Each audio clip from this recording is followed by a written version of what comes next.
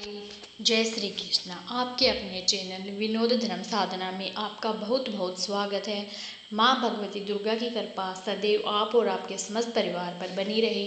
दोस्तों, पूर्णिमा तिथि समस्त कामनाओं को पूर्ण करने वाली तिथि को पूर्णिमा तिथि कहा जाता है। शास्त्रों में कहा गया है कि पूर्णिमा तिथि पर भगवान श्री लक्ष्मी नारायण की आराधना करने से समस्त प्रकार के काय, वाचिक और मानसिक कार्य पाप कर्मों से मुक्त मिल जाती है। समस्त प्रकार की कामनाएं पूर्ण हो जाती हैं और इस दिन भगवान श्री लक्ष्मी नारायण की आराधना से पितरों की कृपा भी हमें प्राप्त होती है। पितरों को मोक्ष की प्राप्ति होती है, उनकी आत्मा को शांति मिलती है। तो इसलिए प्रत्येक मास की पूर्णिमा तिथि बहुत महत्वपूर्ण है। अगर आप व्रत करते हैं अत्यंत ही श्रेष्ठ है। मान लीजिए पूर्णिमा का व्रत आप नहीं कर पाते हैं तो भी आपको पूर्णिमा तिथि के दिन विधि विधान से भगवान श्री हरि विष्णु की पूजा करनी चाहिए, सत्यनारायण भगवान की पूजा करनी चाहिए, भगवान भोलेनाथ का जल अभिषेक करना चाहिए, दूध से अभिषेक करना चाहिए और भगवती जगदम्बा ही दुर्गा जी की भी आराधना करनी चाहिए। इसके अलावा भगवान चंद्रदेव की जो पूजा होती है शाम को समय, जिसमें हम चंद्रमा को अर्घ्य देते हैं, यह तो अत्यंत आवश्यक है। तो बिना व्रत किए भी आप यह सभी कार्य कर सकते हैं। तो आज की वीडियो में आप जानेंगे कि वैशाख माह की पूर्णिमा तिथि कब प्रारंभ होगी, कब समाप्त होगी, व्रत हमें पूर्णिमा का कब धारण करना है और वैशाख माह की पूर्णिमा का उद्यापन कब करना है। सत्यनारायण भगवान का व्रत कथा कब करें, मतलब पूर्णिमा से संबंधित सारी जानकारी आपको आज की वीडियो में मिलेगी। तो वीडियो को अंत तक जरूर देखिए और हाँ, अच्छी लगे वीडियो तो अगर आपको तो लाइक भी जरूर कीजिए। सबसे पहले जानते हैं कि वैशाख मास की पूर्णिमा तिथि कब प्रारंभ होगी, कब समाप्त होगी और पूर्णिमा तिथि का व्रत अगर आप धारण करते हैं प्रत्येक मास की पूर्णिमा पर तो व्रत आपको कब धारण करना है। देखिए, वैशाख माह की पूर्णिमा तिथि प्रारंभ होगी 30 अप्रैल 2026 को रात्रि में 9:12 पर और पूर्णिमा तिथि का समापन हो रहा है 1 मई को रात्रि में 10:52 पर। तो सूर्योदय कालीन तिथि के अनुसार 1 मई 2026 शुक्रवार को वैशाख माह की पूर्णिमा का व्रत हमें धारण करना है। एक ही दिन की पूर्णिमा है तो स्नान, दान, व्रत इत्यादि सभी कार्य 1 मई 2026 शुक्रवार को ही किया जाएगा।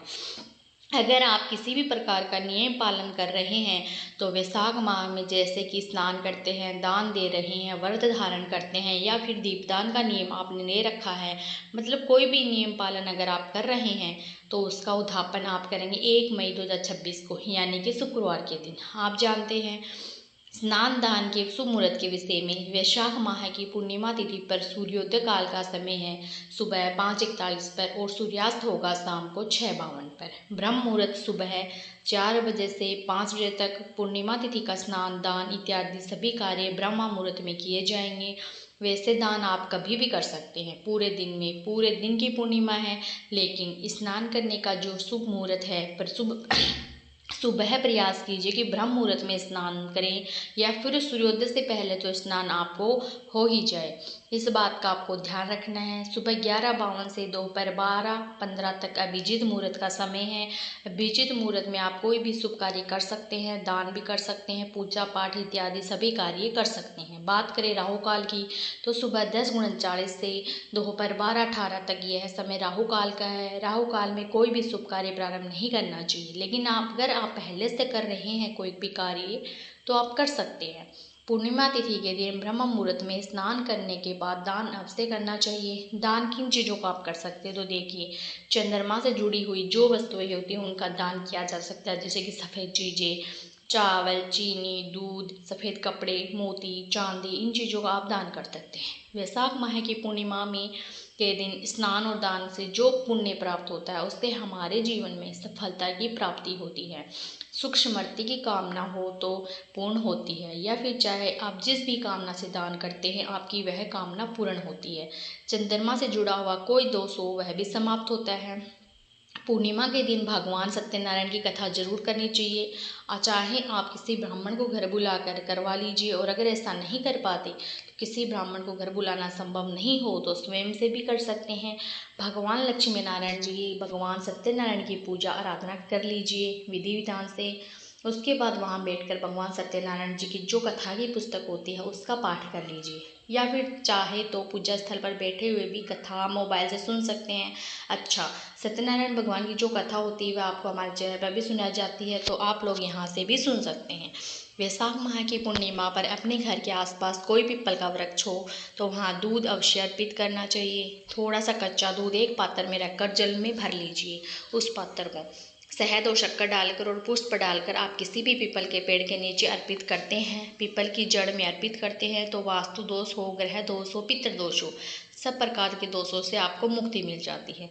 पूर्णिमा के दिन लक्ष्मी नारायण वास करते हैं पीपल के वृक्ष में, तो जब हम पूर्णिमा पर लक्ष्मी नारायण की आराधना करते हैं, पीपल के वृक्ष की पूजा करते हैं, तो घर में सुख समृद्धि का वास होता है, स्थिर लक्ष्मी का वास होता है, घर में बरकत होती है, संपदा आती है।